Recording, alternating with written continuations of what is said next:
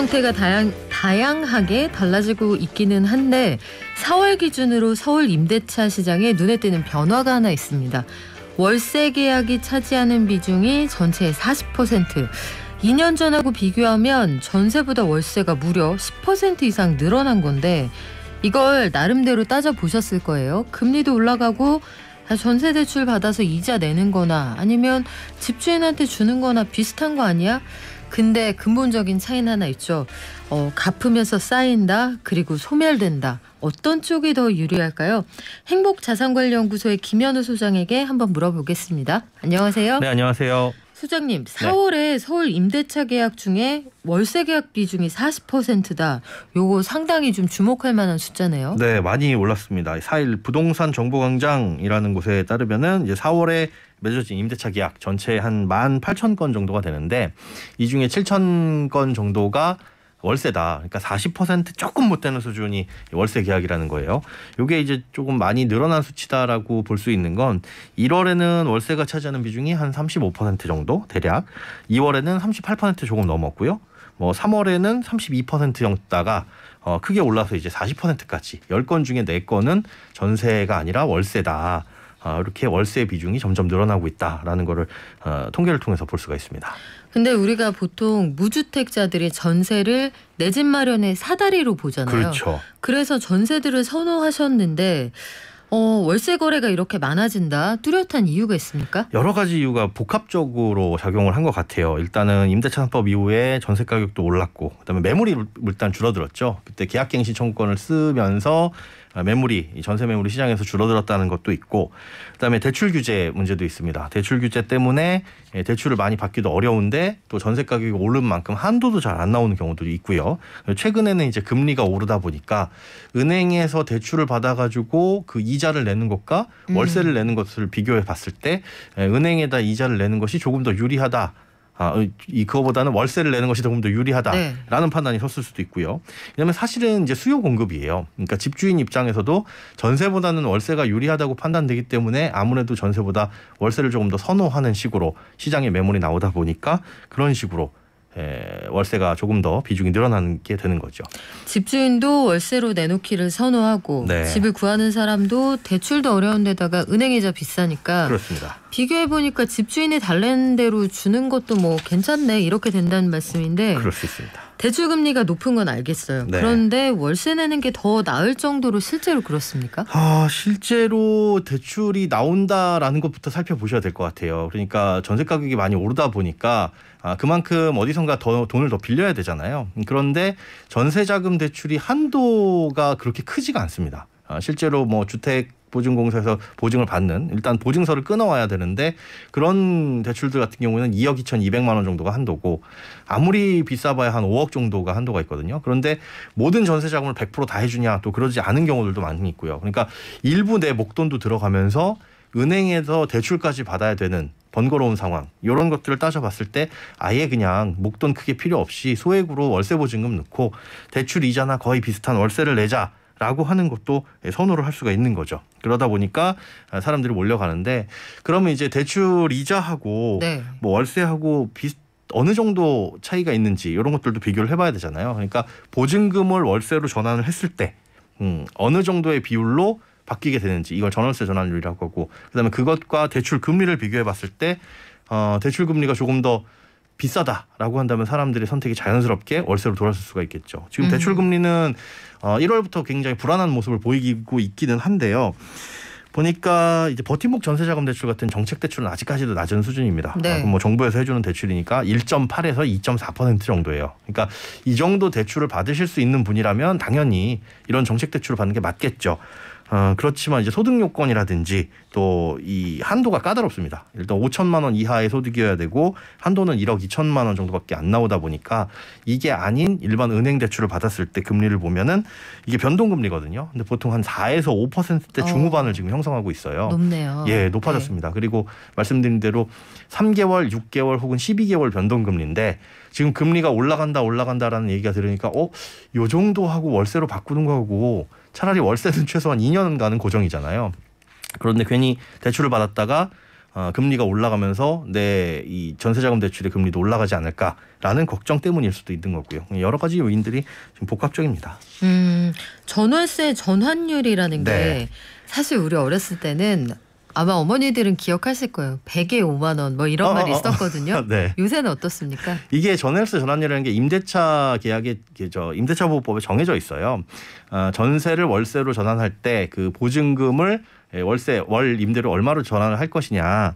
요게 기준금리 플러스 2%포인트입니다. 그러니까 지금 현재로서는 3.5%인데 만약 1억의 보증금을 월세로 전환한다. 그러면 1억의 3.5%인 350만 원. 뭐 나누기 12달 하게 되면 월 29만 원 조금 넘는 돈이라고 할 수 있겠죠. 그러니까 1억당 한 월 30만 원 좀 못 된다. 이렇게 생각을 해두시면 되는데 다만 이 전월세 전환율 같은 경우에는 새로 신규 계약을 체결을 하거나 아니면 계약을 갱신할 때 기존에 보증금 2억이었지만 이거 보증금 좀 낮추면서 혹은 올리면서 월세를 조정할게요 라고 할 때만 적용이 되는 거고 새로 계약을 맺을 때는 뭐 시장 전환율이 그대로 적용이 됩니다.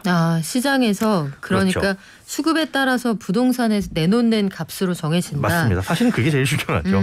그러면 한번 구체적으로 예를 들어볼까요? 네네. 만약에 신혼부부가 네. 요즘 전세금이 많이 올라서 우리가 5억 원짜리 전세를 구합니다 할 때 대출을 우리는 한 3억을 받아야 돼요. 예. 그러면 지금 전월세 전환율로 따지면 3억을 전세 대출을 받아서 그렇게 들어가시는 게 저렴합니까? 아니면 반전세로 해서 네. 우리 이 3억에 대한 월세를 내면서 있는 돈만 가지고 들어가는 게 저렴합니까? 그러니까 요거는 전월세 전환율과 대출 이자를 비교를 해보면 되는데 네. 좀 전에 말씀드린 대로 전월세 전환율이 3.5%다라고 말씀은 드렸지만 새로 들어가는 입장에서는 시장 전환율을 봐야 되잖아요. 시장 전환율은 당연히 그보다 높습니다. 네. 그런데 전국에서 봤을 때 2월 기준에서 서울이 가장 낮아요. 서울이 4.7% 정도고 그 외 지역은 모두 다 5%를 넘습니다. 그리고 가장 높은 곳이 경북 지역인데 경북은 8.1%거든요. 와. 이게 수요가 다 다르다는 거예요. 그러니까 그렇군요. 지역마다 어디선가는 월세를 선호하고 어디선가는 전세를 선호한다. 그런데 대부분 보면 집값이 높은 곳일수록 월세를 선호하더라. 그러니까 전세 가격이 높은 곳일수록 아무래도 세입자가 그 큰 돈, 목돈에 대한 부담이 있을 수도 있고 그리고 지금은 목돈을 받아봐야 집주인 입장에서도 딱히 굴릴 만한 곳이 없기 때문이라고 볼 수가 있어요. 네. 자, 그런데 이 전월세 전환율이 한 5%라고 가정을 했을 때는 당연히 은행 대출이자 아까 말씀드린 게 4에서 5% 중후반이었으니까 살짝 대출을 받는 게 조금 더 유리할 수도 있어요. 그런데 그 대출을 받는 과정에서 변동이기 때문에 좀 변동에 대한 불안감 이런 게 있다면 집주인한테 잘 말해서 조금 더 깎아달라고 하는 게 어떨까라고 생각할 수 있는 부분도 있고요. 또 한 가지는 집주인이 완강하게 나는 월세를 고집한다라고 한다면 그렇게 따라서 들어갈 수밖에 없는 거고 또 한 가지는 세 입장에서 이제 목돈에 부담이 되면 차라리 그 목돈을 다른 데 투자를 할까라는 생각도 들 수가 있어요. 예를 들어 뭐 5억짜리 대출인데 네. 5억짜리 집인데 2억의 보증금을 넣고 3억까지 대출을 받아가지고 목돈 2억을 놀리느니 조금 더 싼 월세 쪽으로 들어가서 보증금이 적은 쪽으로 들어가서 월세를 내면서 집은 조금 규모를 줄이더라도 그 자금을 좀 투자를 할까라고 생각할 수 있는 수요도 있습니다. 그렇기 때문에 지금 현재 전월세 전환율과 대출 금리로 봤을 때는 거의 비슷한 수준이긴 한데 월세를 택하는 쪽이 유리할 수도 있는 시점이라고 볼 수가 있는 거겠죠. 아직까지는 균형추가 어느 쪽으로 확 넘어가지는 않았는데 얼마나 내가 공격적인 투자자로서의 성향이 있느냐 그렇죠. 이런 것들도 좀 따져보셔야 될 거고 실질적으로 월세로 들어간다라고 하면 어떤 장점이 있는지 좀 더 볼게요. 네. 세액공제 받을 수 있습니까? 그렇죠. 월세 세액공제는 다만 이제 근로자 같은 경우에는 연봉이 뭐 7천만 원 이하인 경우 그럴 때만 받을 수가 있고요. 뭐 종합소득 금액으로 따졌을 때는 뭐 6천만 원, 4,500만 원 기준이 있긴 한데 그 기준 안에만 들어오면 월세를 내시는 것에 적게는 10%, 이것도 이제 소득에 따라 달라집니다. 많게는 12%까지 세액공제를 받을 수가 있기 때문에 은행 대출 이자도 물론 이 소득공제 혜택을 받을 수 있는 부분들이 있기는 있어요. 네. 하지만 따져봤을 때 어떤 게 더 유리하느냐, 요거를 보면 월세 세액공제가 소득이 적은 경우에는 또 유리할 수가 있고요. 그리고 자영업자 같은 경우, 그러니까 건강보험료 지역가입자 같은 경우에는 전세보다는 월세가 유리한 경우가 많이 있습니다. 그러니까 왜 그러냐 하면 지역가입자의 경우에는 건강보험료를 이 재산에 대해서도 부과를 하잖아요. 그런데 이 재산을 평가할 때 보증금에 대해서도 평가를 합니다. 뭐 상가 보증금 이런 건 없이 그냥 주거에 대한 전세 보증금이나 월세 보증금 이거에 따라서 평가를 하는데 전세 보증금보다 월세 보증금을 평가를 할 때 훨씬 더 재산을 작게 평가를 합니다. 그렇겠죠. 네. 네. 월세 그 금액 자체도 적지만 그러면 왜 보증금은 적지만 매달 내는 월세가 많은 경우 이런 경우에는 그럼 그 사람이 더 부자 아니야?라고 볼 수도 있겠죠. 그래서 월세를 전세로 환산하는 공식이 있습니다. 그 공식이 뭐냐 하면 월 임대료 곱하기 40 그러니까 40개월치 임대료를 다 합친 것 플러스 월세 보증금 요걸 더해보게 되면 이게 전월세 전환율보다 훨씬 더 낮은 수치로 나오거든요. 예를 들어서 1억에 50만 원짜리 전세다. 월세다라고 한다면은 50만 원 곱하기 40개월 하면은 2천만 원이 나오죠. 그러니까 1억 2천만 원, 1억에 50만 원짜리 월세는 1억 2천만 원 정도인 전세로 보는 거예요. 근데 1억 실제로 전월세 전환율로 따져보면 1억에 50만 원짜리 월세는 한 2억 7천만 원짜리 전세로 계산이 되거든요. 그러면 재산이 훨씬 더 월세를 사는 게 적게 잡히기 때문에 건강보험료 부담에서는 이렇게 월세로 사는 것이 더 유리하신 경우들이 있습니다. 근데 사실은 또 고민되는 건 있어요. 지금 말씀하신 그런 사례들은 대부분의 경우 전문직이 일부러 세금 좀 줄이기 위해서 그렇게 거주하는 경우가 있더라고요. 예. 그래서 소득이 지나치게 높게 잡힐까 봐 그런 분도 있다고 하는데 또 반면에 내가 정말 실질적인 주거 고민 때문에 전세나 월세를 선택하셔야 되는 분들 중에서는 월세도 오르지 않습니까? 그렇죠. 월세도 올라간다는 걸 생각하면 임차인 입장에서 마찬가지 아닌가요? 마찬가지긴 한데 전세자금 대출의 이자는 내가 선택한 대출의 변동 주기 3개월 혹은 6개월, 12개월을 선택하기에는 이게 금리가 너무 높기 때문에 보통 일반적으로 6개월 정도 선택하는 게 일반적입니다. 그런데 그렇게 6개월마다 금리가 오르는 부담감 그리고 지금 현재 금리도 많이 오를 것이고 앞으로도 크게 올린다라는 신호들은 계속 나오고 있잖아요. 네. 이런 상황에서 전세를 선택해서 올라가는 것과 월세도 물론 오르겠지만 일단 집주인과 계약을 체결하면 최소한 2년 동안은 그리고 2년 후에도 계약갱신 청구권 때문에 최대 5% 이내로만 인상할 수 있기 때문에 네. 그런 부분을 따져봤을 때 비슷한 수준이라고 한다면 아무래도 지금 시장 수요가 월세를 선택할 가능성도 높다라고 볼 수가 있겠고요. 다만 이제 아까 말씀드린 가장 중요한 건 수요와 공급이거든요.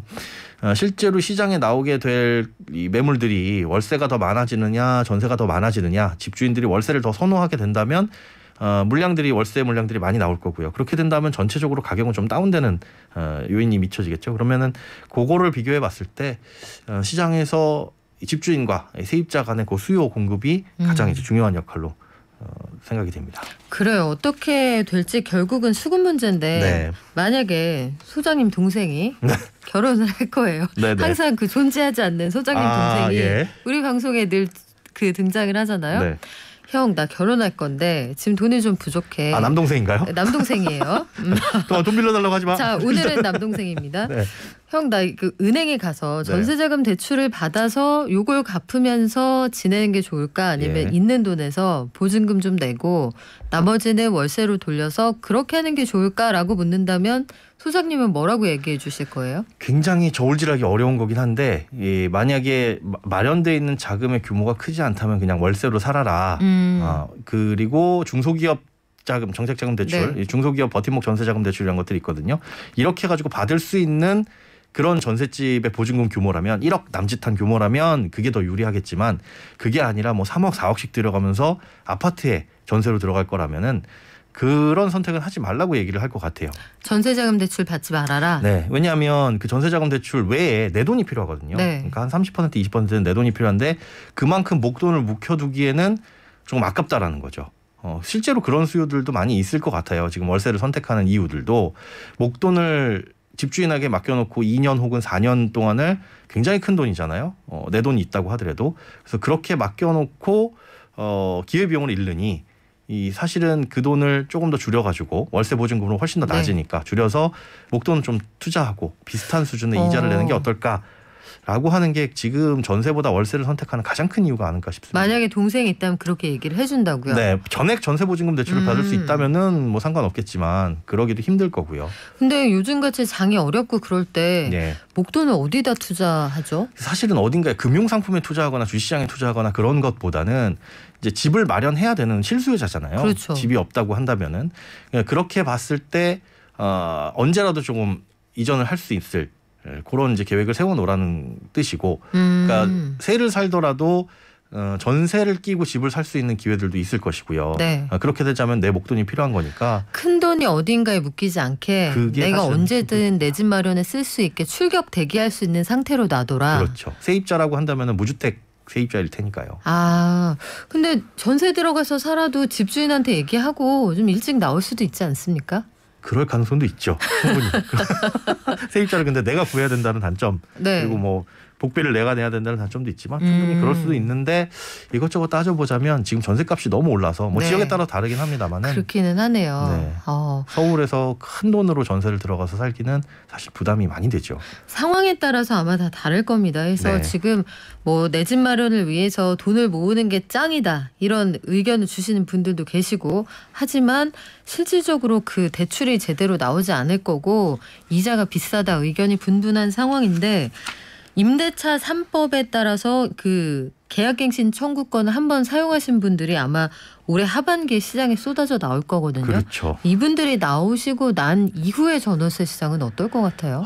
일단 임대차 3법이 시행 직후에는 전세가 부족했었죠. 그런 부족한 거는 왜냐하면 계약갱신 청구권을 쓰면서 시장에 매물이 나오지 않았었기 때문인데 이제는 그 매물이 조금 풀리지 않을까 기대는 돼요. 그런데 그게 전세로 공급이 될지 월세로 공급이 될지는 조금 사실 지켜봐야 됩니다. 이게 시장이 어떻게 흘러갈지는 모르는 거니까.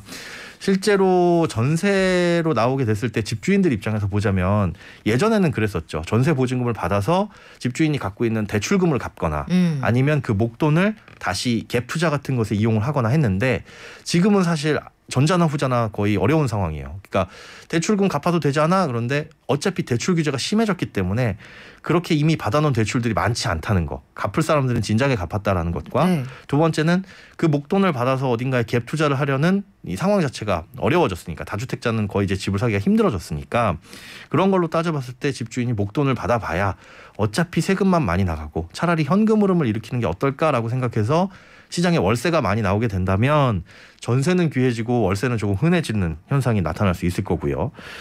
그런데 이제 눈치를 보면서 부동산 시장 가격이 어떻게 될지 이런 것을 좀 지켜보자라고 한다면은 또 다른 움직임이 보일 수도 있는 거겠죠. 시장의 가격을 아직까지 잘 모르겠다 이런 그렇죠. 얘기죠. 이제 내일 새 정부가 출범을 하는데 네. 많이 이제 부동산 관련 또 대출 관련된 규제들이나 이런 것들의 변화의 움직임이 보이고 있잖아요. 네. 그렇게 된다면 당분간은 조금 관망해보자라는 수요가 더 많지 않을까 싶습니다. 지금은 정책이 급변하는 시기여서 사실 예. 누구도 예단하기가 어렵습니다. 특히 그렇습니다. 금리 인상기에 대출 규제가 어떻게 될 거냐 이게 아직 결정된 게 구체적으로 나온 게 아무것도 없거든요. 그렇죠. 향후의 상황을 좀 면밀히 보고 하반기 시장은 좀 현명하게 천천히 대응을 하셔야 될 것 같은데 우리 마지막으로 부동산 시장 지금 관심 있으신 분들 어떤 거 챙겨보시면 좋아요? 실제로 정부에서 내놓는 정책들이 이제는 LTV는 많이 풀어주겠다라고 얘기는 하잖아요. 그래서 생애 최초 같은 경우에는 최대 80%까지 풀어주고 그렇지 않은 경우에는 70%. 그러니까 무주택자는 70%, 다주택자는 30에서 40% 이제 지역에 따라서 차등 적용한다. 그러니까 집을 살려고 했을 때 한도 때문에 대출이 안 나오는 경우는 일단 없기는 한데 문제는 이제 DSR입니다. 그렇죠. 소득 대비해서 대출이 묶이는 건 그대로 적용이 되기 때문에 내 소득 대비 연간 40%를 원리금 상환액을 못 넣습니다. 근데 그것 때문에 지금 은행이 다른 움직임을 보이고 있는 게 40년 만기 대출 뭐 이런 것들을 내놓고 있거든요. 그러니까 만기를 길게 하면 대출이 나올 수는 있습니다. 헌데 한 1억당 1,200만 원 정도의 연봉이 있어야 되는 거거든요. 그러니까 연봉이 1,200만 원 있으면 1억의 대출을 더 받을 수 있는 네. 그러니까 그런 것들을 잘 계산을 하셔가지고 LTV가 올라가더라도 내 소득이 어느 정도 뒷받침되느냐 요걸 따져가지고 대출을 받아서 집을 살 수 있는 곳과 없는 곳이 구분되기 때문에 그런 것들 또 대출 규제가 어떻게 바뀌는 건지 바뀌고 있는 건지 이런 것들에 조금 더 민감하게 대응을 하셔야 될 것 같습니다. 결국은 뭐 수요가 늘건 호가가 오르건 대출이 돼야 집을 살 수 있는 사람이 대부분이기 그렇죠. 때문에 그 부분에 대한 명확한 입장이 나와야 하반기 부동산 시장 좀 전망해 볼 수 있을 것 같습니다. 저희가 속보 나오는 대로 알려드릴게요. 지금까지 행복자산관리연구소 김현우 소장이었습니다. 고맙습니다. 네, 고맙습니다.